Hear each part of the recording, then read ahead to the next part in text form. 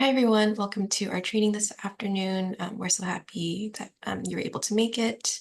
Today, we have Disability Rights California here to talk about SSI eligibility and appeals for children under 18 years old.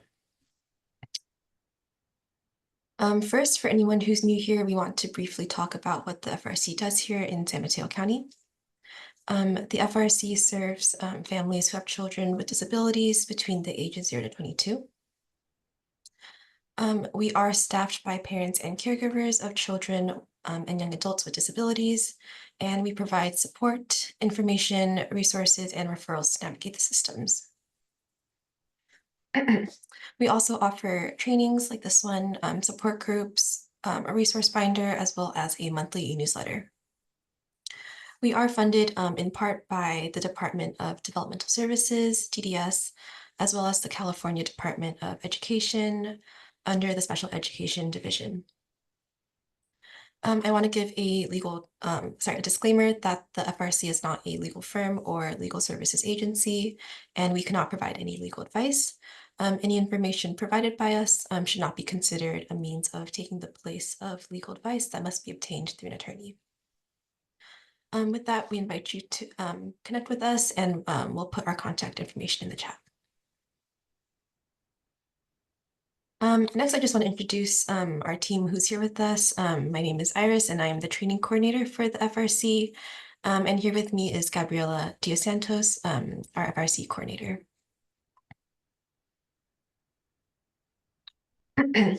Next, we just want to go over some general housekeeping items to make sure our training runs smoothly. We will be recording this training to make available on our FRC video library. Sorry, excuse me. So we ask that you please mute yourself when not speaking to avoid any background noise, and please be respectful throughout this training. This training will be presented in English today, and we are offering live automated captions today. So if you'd like to view the captions, you can go to your Zoom settings bar, find the CC icon, and then click to show captions. We will have a Q&A portion at the end of the presentation. We ask that you please save your questions for the end because we'll pause the recording for questions during that time. You can use the chat box or raise hand feature for any questions and comments. During Q&A, we ask that you please not share any detailed information, and please keep your questions general to protect your privacy, as well as the time of the other participants. After this training, we will be sending out 2 surveys, one for us, the FRC, and one for Disability Rights California, to collect your feedback on how the training went. The surveys are anonymous. They let us know how to improve our trainings, and most importantly, they allow us to continue providing the trainings for you all. And last but not least, we will be sending out a follow-up email tomorrow with all the materials from this training. Okay, and now I'll turn it over to Disability Rights. Thank you, everyone. Thank you. Good afternoon, and thank you, Family Resource Center of San Mateo County, for having us here again today. My name is Raymond. I am one of the advocates here with Disability Rights California.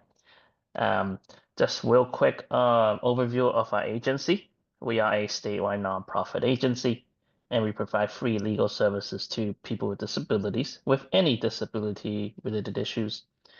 We have offices statewide, and attorneys and advocates can help with a variety of issues from access or discrimination with housing, transportation, education. We can also help with public health benefits such as Medi-Cal, in-home supportive services, Social Security overpayment issue that relates to work. And within our agency, we also have separate programs.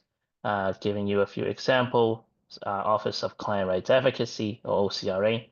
They specialize in helping clients of the regional center, and our Client Assistance Program, or CAP. They specialize in helping clients of the Department of Rehabilitation.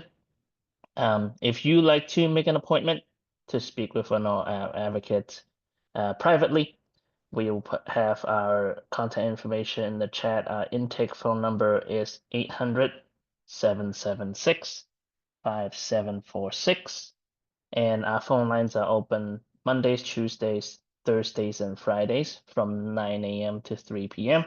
If you call us outside of those hours, you can still leave us a message and our advocates will get back to you as soon as possible. So without further ado, I'm going to pass it over to one of our senior attorneys, Maria Iriarte. Thank you, Raymond. Thanks for inviting us to talk about this subject. So today's subject is supplemental security income, known as SSI.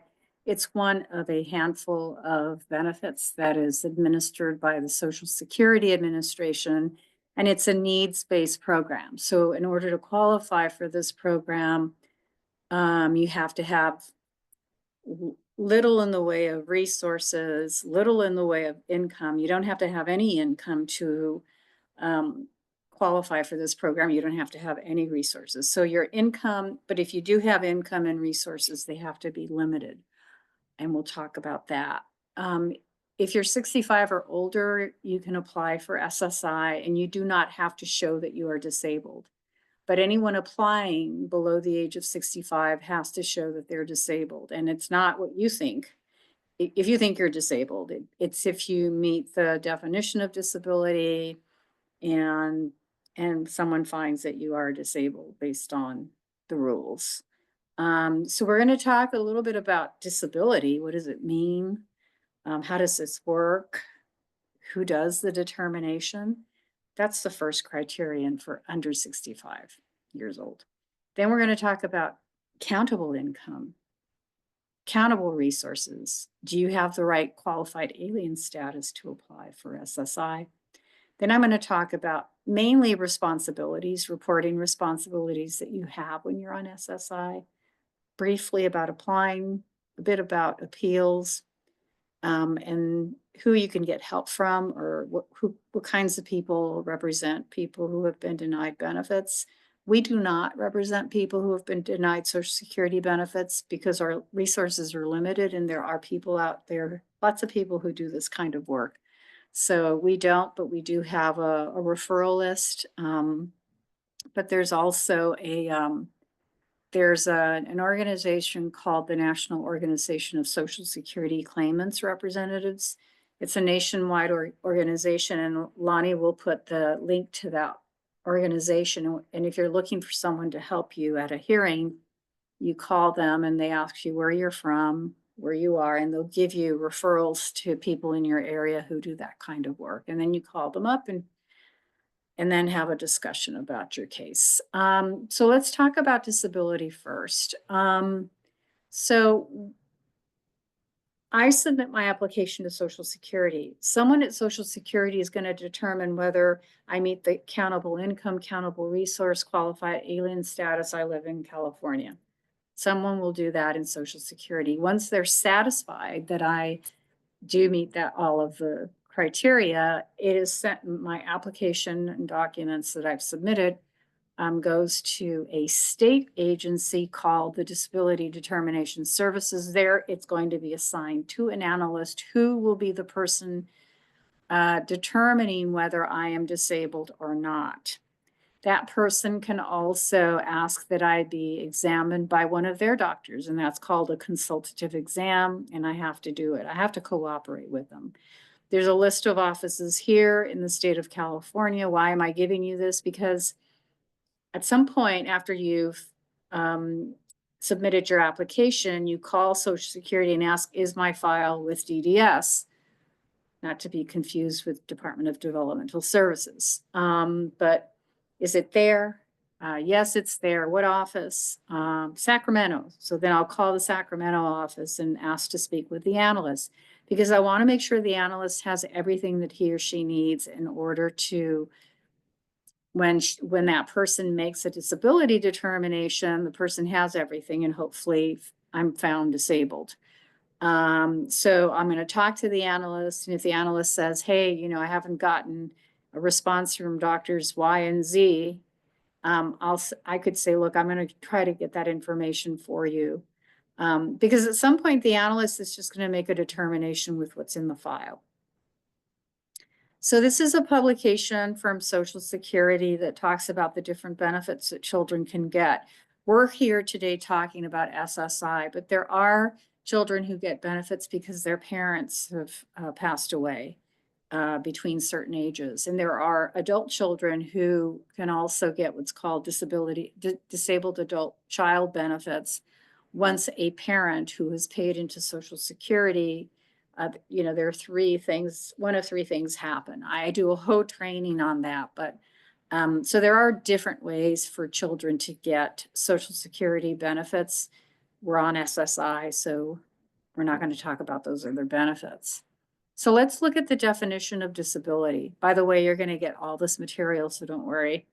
So to find the definition of a child, when a child is considered disabled, the medical evidence is going to have to show that the disabilities that this child has cause marked and severe functional limitations, and that the disability is either going to cause the death of the child, or the disability is going to last at least 12 continuous months. So that's it. That's the disability, the definition. So all your medical evidence has to show this. Now there's a sequential analysis that the analyst is going to use, and we're going to go over it. But this is the definition. And then up here is the definition of an adult. So once your adult child turns 18, now the child is going to be, they're going to reevaluate the person's eligibility for SSI to see if the person remains disabled.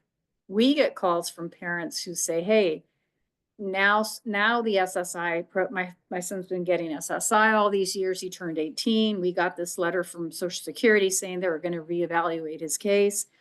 Now we got a letter saying he's no longer disabled. They're terminating benefits. We don't understand why this is happening. It's not like anything happened with the disability. My son continues to be disabled. I said, well, something did happen. They're now using a different definition of disability based on the ability of the person to engage in substantial gainful activity. And that's a dollar amount for someone who's applying for SSI, not based on blindness. I think it's $1,620 gross a month. So if you're working and earning at least that amount of money, you are engaged in substantial gainful activity, and you will be found not disabled. And again, so that's something that could happen. Now, whether or not Social Security is right about that determination is another matter, and you're going to have the ability to appeal that decision if you're not happy.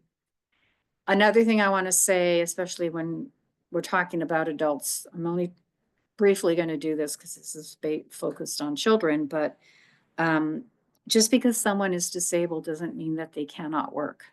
There are many people engaged in employment who are disabled. So we need to keep that in mind. And for blindness, so if a child is applying for SSI based on blindness, this is the definition, and it applies to adults and children. So you have to show that you're statutorily blind, and this is the definition of statutory blindness. I'm not going to read it, but it's here for you to see. And then this is another publication for medical professionals.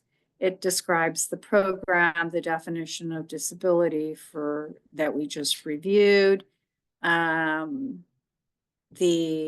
disability determination services, evidentiary requirements, like what is it there, what kinds of documents are they going to look at? And you can there's a lot of information here that you're going to be able to look at. So sorry about having to do this. Substantial gainful activity, I included this just so that you know that this amount changes every year. So the 2,700 is based on blindness. So when the child turns 18, they're going to look at this, and they're going to see if the child is working or has still the person has to go through the sequential analysis, and I'm going to explain it. But these amounts do go up have been going up every year. I'm going to talk about a concept called presumptive disability. There are some disabilities where Social Security says, more likely than not, we're gonna find this person disabled. And so we're gonna start the SSI payments right away while the analyst makes the final determination on disability. And so what are those disabilities? Well, they're here. So there's the list of disabilities that could make you presumptively eligible. Let's say that the analyst decides that you're not disabled and you've been getting these payments. By the way, you can only get them for up to 6 months. You don't have to return the payments. So, for example, allegation of total blindness, total deafness, allegation of cerebral palsy, muscular dystrophy, muscular atrophy with marked difficulty in walking, speaking, coordinating hands and arms, allegation of Down syndrome, allegation of intellectual disability, or some kind of neurodevelopmental impairment like autism spectrum disorder. And the person has to be at least 4 years of age and have the inability to, can't independently perform basic self-care activities. And then there are some categories based on weight at certain moments, birth weights, someone with HIV, someone with spinal cord injury, with other things, and allegation of end-stage renal disease also. So these are, or ALS, or known as Lou Gehrig's disease. That's presumptive eligibility. The other thing that can happen is maybe your condition is in the list of compassionate allowances. Now, here in the right-hand side, if you were to go to the link, you could open up the list and go to your disability. Let's say that I have acute leukemia, then I would open up acute leukemia and I would read about it to see if my acute leukemia meets the criteria here. But these are disabilities where Social Security says we are definitely going to find these people eligible. And so therefore, the disability determination is very quick. And this is just the first page or so, couple of pages of conditions. And the list will change from time to time, things are added. And Social Security is always looking to add to that list. So if you have a disability or know someone who has a disability and you think that disability should be in the list, you can reach out to, here it says, submit the name of the condition for consideration. So that's compassionate allowances. There are, of course, forms that are going to need to be filled out. This is the disability report for child, and there are instructions on what to do. There's a lot of information. They're going to want information, mailing address, your mailing address, what's your relationship to the child, what are your preferred language, can you read, understand English, does the child live with you, etc. More information about the child, height, weight, contact information, illnesses and injuries or conditions and how they affect him or her. Remember, they're looking to see if the child has marked and severe functional limitations because of the disabilities.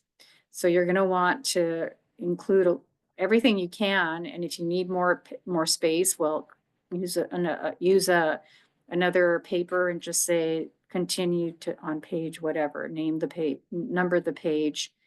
When do you estimate the child became disabled? And then about medical records, you need to make sure that all of the information under this section is current. Because if the analyst needs something, the analyst is going to look at this section and look at the name of the doctor and use the address that you put down here. And if the address is wrong, guess what? More likely than not, the analyst is not going to receive information from that doctor. And it just goes on. If you need more space, you can create more space. About inpatient stays, outpatient stays, emergency rooms, lots of information. Just goes on and on and on. Medications, what medicines is the child taking? Any medical tests that have been done, and when and where? Who referred the child to these tests? If the child has other tests, list them in section 10, which is probably where you're going to be able to put more information. Has the child been tested by these different programs? And has this child received voc rehab or other employment support that helps him or her go to work? Remember, you can work at age 16. So 16 and 17, you're a child in the eyes of the law, but you are working. And so, you know, you've got to, so the analyst will consider that education. So it just goes on. And this is the section where you could put additional remarks. And if you need more space, create another piece of paper and continue. You want to be giving them as much information as possible. There will be an interview. And so there's this child disability starter kit with a checklist of information they're going to request, optional worksheet to help you organize your information from the checklist, and a fact sheet, answers and questions most people ask about SSI.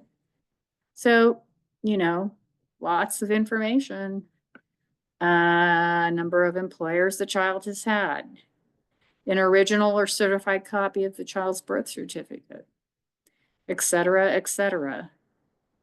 Some of this information was in that childhood disability report, but you've got to be ready for that interview. And then just information on SSI. One thing about SSI is even if you receive $1 of SSI, you receive Medi-Cal. And that's sometimes people prefer, there are situations where the person has, involved medical needs. And so the Medi-Cal, the health insurance, is the most important thing. So, but it's not the only way to get Medi-Cal. In California, we have many, many, many Medi-Cal programs. So even if you lose your SSI, doesn't necessarily mean that you're going to lose your Medi-Cal. You might, the county that you live in might find that you're eligible for another Medi-Cal program. So let's talk about, I've been talking about the sequential analysis. So the analyst has to, when the analyst is ready to determine whether the child is eligible for SSI, the analyst is going to ask a couple of questions if we're talking about children. First, is the child working substantial gainful activity? Remember, this year, if the child is not applying based on blindness, is the child working and earning $1,620 or more? Because if that's the case, the child is going to be found not eligible because the child is not disabled. But let's say that the child is not working.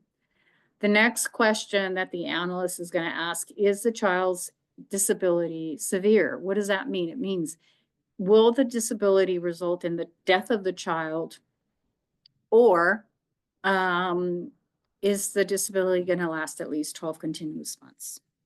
If the answer is severe, yes, the analyst goes to the next question. If it's no, then you're found not to be disabled. And that's the end of the analysis. So let's say that the disability is severe. Then the analyst will ask, do the child's disabilities meet the listing of impairments in the Blue Book? If not, are the disabilities functionally equivalent to the listing of impairments? So there is they call it the Blue Book because if you were to get a physical copy of that manual, it's got a blue page on the front. So that's why they call it in the Blue Book. But there are listing of impairments in the Blue Book for children and for adults. And we'll get to it. I'll show you the page if you were to go online. So the analyst will look at the listing of impairments in the Blue Book for children, look up the disability and see if the child's disability meets the listing of impairments for that disability. And if that's the case, then the child would be found disabled. If not, then the analyst is going to look at the disabilities and see, and going to ask a number of questions and to see if the disability is functionally equivalent to the listing of impairments. And they look at about 6 domains to see if they're functionally equivalent, and I'll talk about that in a moment. And so this is more information on when the disability payments begin. And that is that. So functional equivalence. This is another document that's created for medical professionals. And so there's a lot of good information on, general information, the disability, definition of disability for a child, and what kinds of medical are acceptable medical resources, right? So these are the kinds of reports and records that they're going to consider. Licensed doctor, licensed psychologist, licensed optometrist. Look, it's all licensed, right? Qualified speech, all these people. And then their role as medical professionals. So what are those domains? So if the child disabilities don't meet the listing of impairments in the Blue Book, then the analyst is going to ask these questions, and hopefully there's information in the file that addresses these questions. The analyst will look to see how well the child acquires and uses information. The analyst will look and see how well the child attends and completes tasks, how the child interacts and relates with others. You can read all about it. How the child manipulates objects. So they're looking for gross and fine motor skills. How the child cares for him or herself. And then a general category, which is health and physical well-being. So they look at the cumulative physical effects of the disabilities and their associated treatments or therapies on the child's functioning. And those are the questions that will be asked. Now, what does this say to you? It says to you that when you're applying for SSI, you need to make sure that you include documentation that addresses these questions. Because again, if the child's disabilities do not meet the listing of impairments in the Blue Book, then the analyst will ask these questions to see if the disabilities are functionally equivalent to the Blue Book listing. So, and this is, we're giving you the links to all of this information. So if you were to go to the link, here's the childhood listings, and on top is the adult listings. But this is what it looks like if you were to open it. So we would go to the childhood listings, we would click on there, and then it would pop something like this. This is just a copy of the adult listings, but the childhood listings looks the same. There are categories of disabilities. So let's say the child's disability is digestive in nature. So the analyst will click there and look to see if the disability is there and if the child's disability meets the criteria that's in the Blue Book. And if not, then they look for functional equivalence. And that's the way it works. So we've been talking almost 30 minutes, 20 minutes about just one criterion, which is disability. The second one is countable income. Note, countable.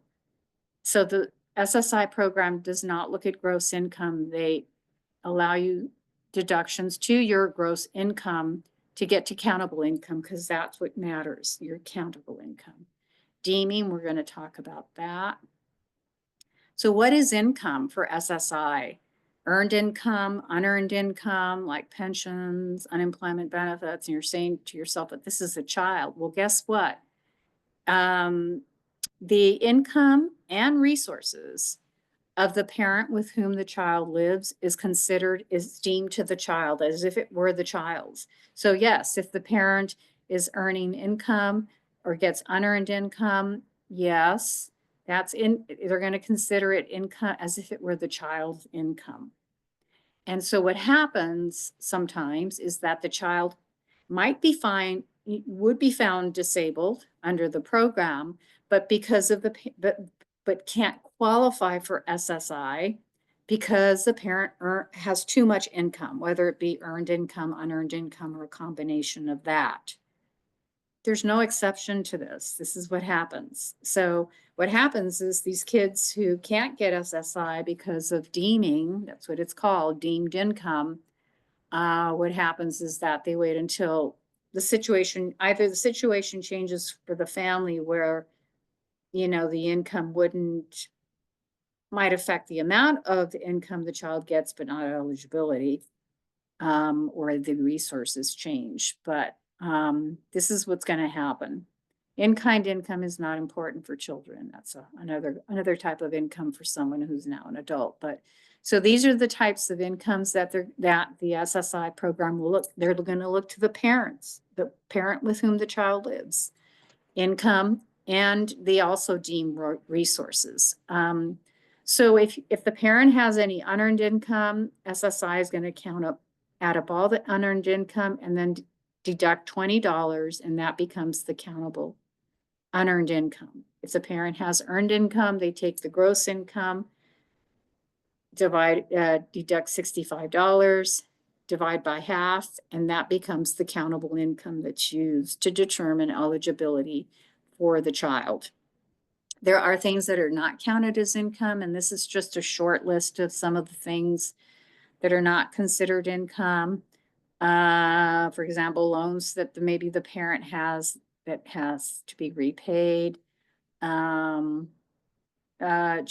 Student earned income exclusion is really important if kids are working.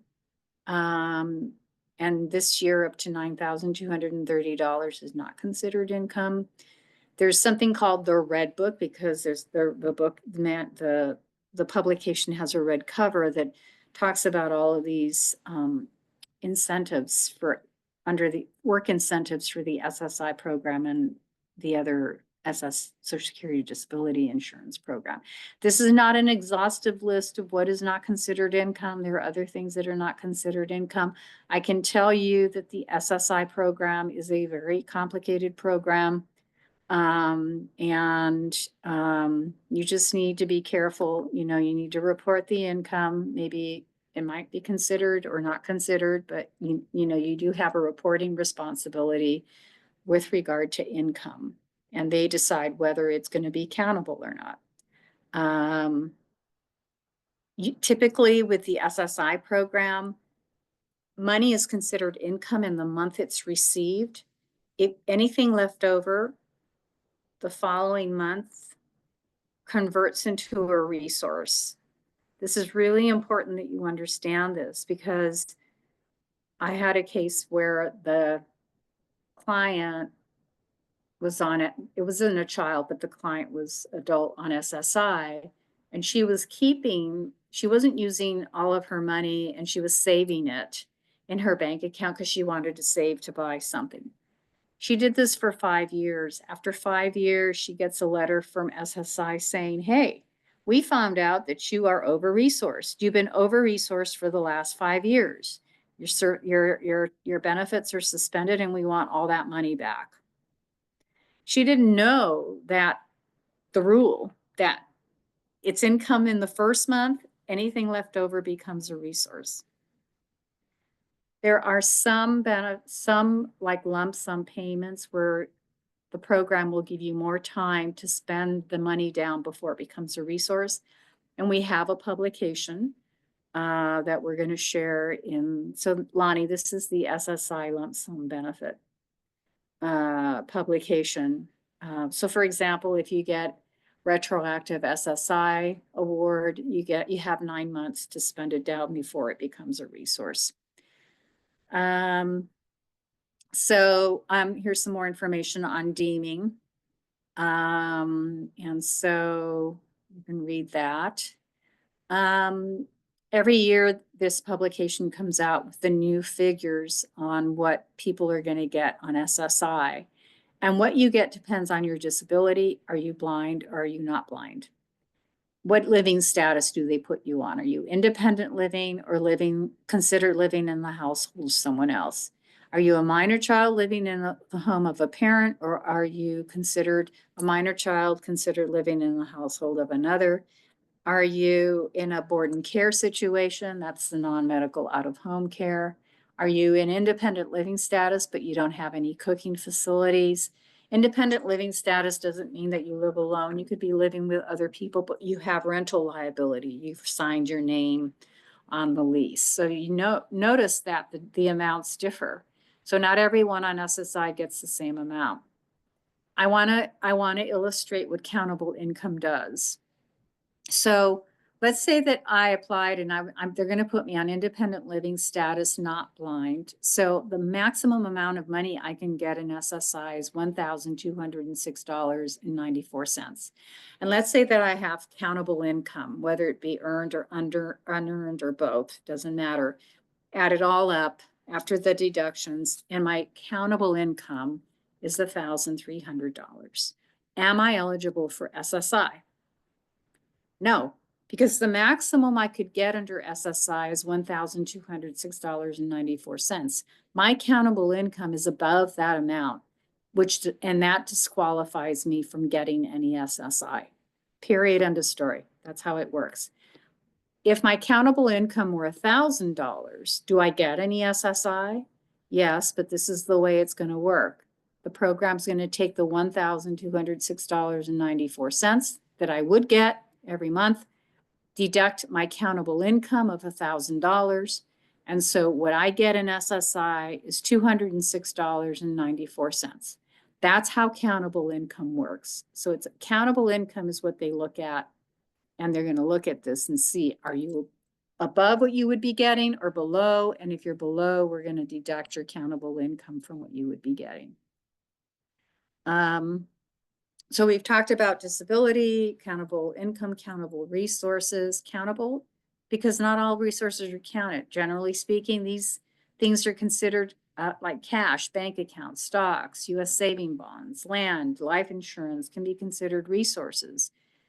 If you're a minor and if you're living with one parent, you can have a total of $4,000 in countable resources. If you're a minor living with two parents, you can have a total of $5,000 in countable resources. Anything above, and they're deeming the parents' resources too. So sometimes kids don't qualify for SSI because the parents have too much in resources. But there are things that are not considered resources. So the home in which you live, the child lives with the parent, doesn't count as a resource. One vehicle, regardless of value, doesn't count as a resource. And here are examples of things that don't count as resources. There are many things that count as resources and many things that don't. This is not the exhaustive list. So here, the ABLE account in California, it's called CalABLE. I do a training on that. If you're on SSI, you can have up to $100,000 in that savings account, and it will not affect your SSI eligibility. It's like major, very positive program, especially for people who are on SSI, because generally you couldn't have a lot in resources, right? Countable resources. So, really important to know that. Here's some other examples of things that are not counted. If you sell a resource, you can't sell it for less than market value. You'll be dinged. If you give away a resource, you're going to be dinged for up to 36 months of not eligible for SSI, depending on the value of the resource. So if you acquire a resource, you have to report it, because that can affect eligibility if it's a countable resource. So we've talked about disability, income, resources. Do you have the right qualified alien status? Of course, if you're a US citizen, you're not an alien, you're a US citizen, so you could apply. But other than that, there are seven categories of people who are eligible for SSI, lawful permanent residents, but let me explain that one. If I become a lawful permanent resident today, I cannot apply for SSI for the first 5 years of being a lawful permanent resident. That is federal law. So in California, we have a program called Cash Assistance Program for Immigrants, or CAPI. And that's a very, that program provides a money benefit like SSI to people who are in this waiting period, or people who are under or persons residing under color of law. That's another category. I'm not an immigration expert. I do not, that's not my area of expertise. So if you have a question as to whether or not you should be applying for SSI and will that affect your immigration status, or when you want to become a lawful permanent resident, please consult with an immigration attorney. SSI is one of those benefits that can make you a public charge and therefore denied lawful permanent residency. It is one of those benefits. Who knows what's going to happen in the future? There was a push, not in the Biden administration, but when Trump was in first time as president, he tried to increase the types of benefits that would be considered public charge, but that finally didn't go through. But who knows what's going to happen in the future? So, and there are, you can read more of this, but there are categories of people who are eligible, non-citizens category. So victims of severe forms of human trafficking, some special immigrants, Iraqi and Afghans, Ukrainians.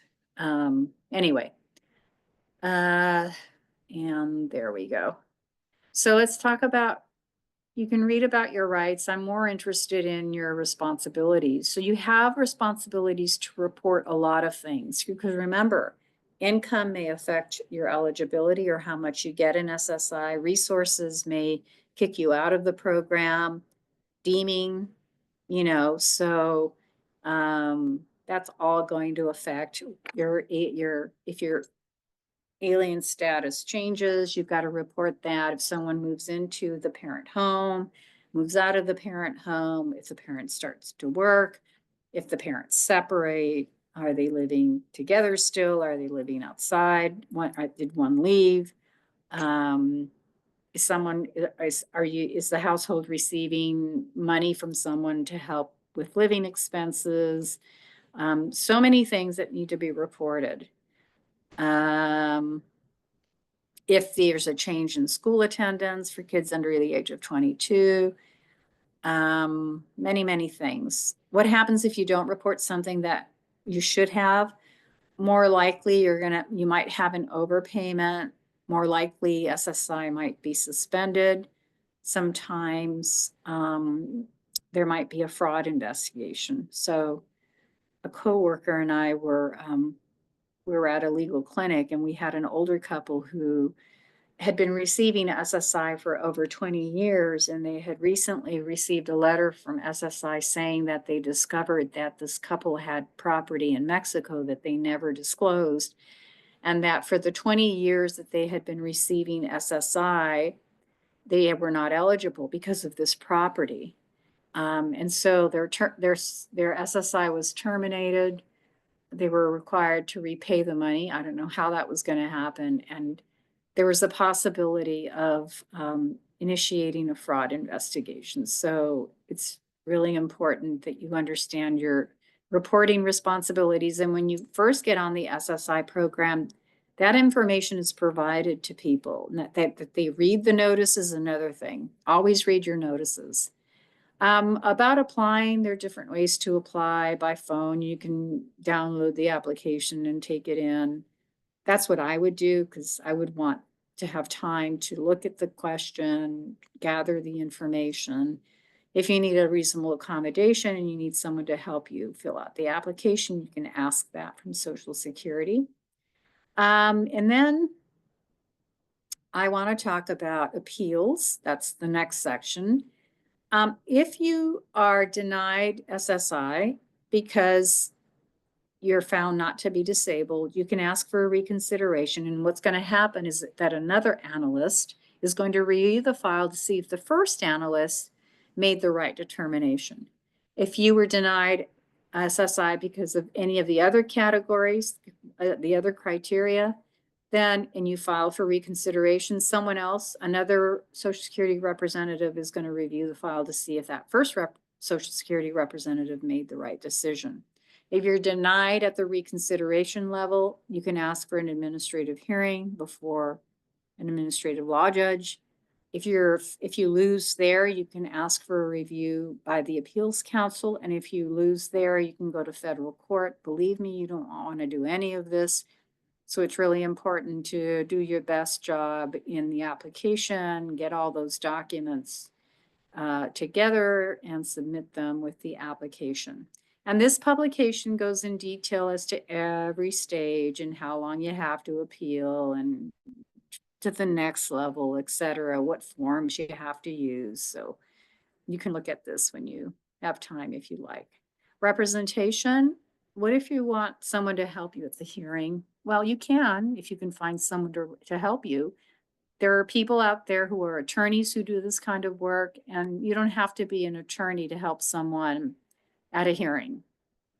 But if you're going to have someone help you at the hearing, they can't not charge you a fee unless they win the case.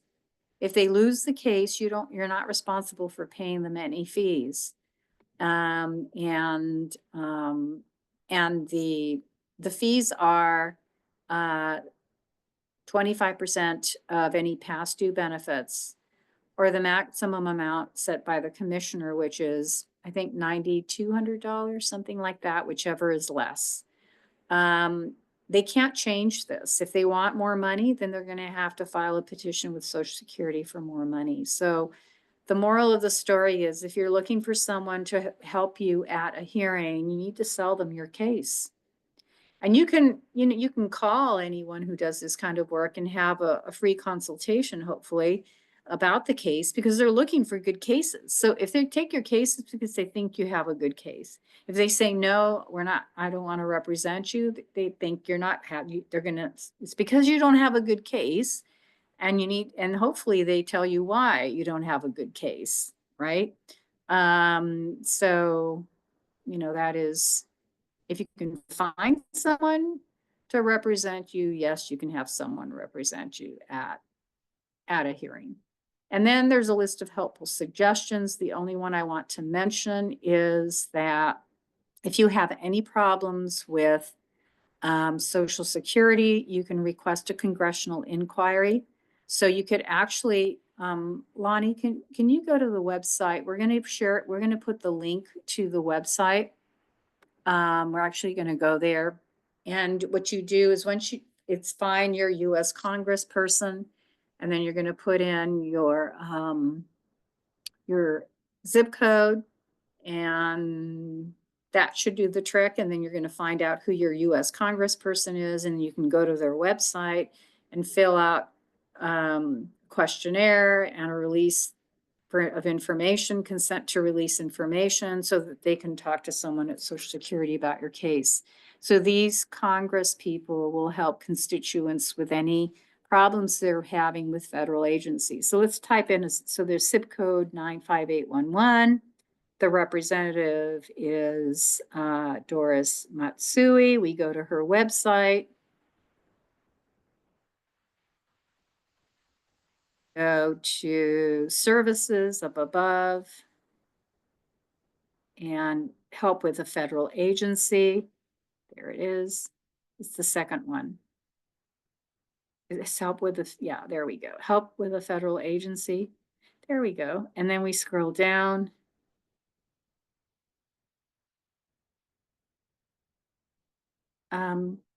Yeah, there's a privacy release form.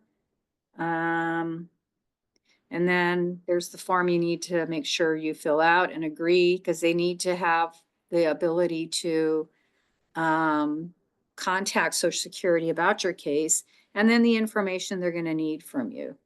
Okay. So they're there to help. So remember them, your U.S. Congressperson in your district. So we have come to the end of the presentation. Thank you, Raymond. I think that was you who did it. And we can go ahead and turn off the recording and take general questions. Alrighty, that concludes our training. Thank you so much to Disability Rights California for coming and talking about SSI eligibility and appeals for children. As a reminder, we will be sending out the materials and the links shared during this training tomorrow via email. Hope you have a great rest of your night. Thank you, everyone.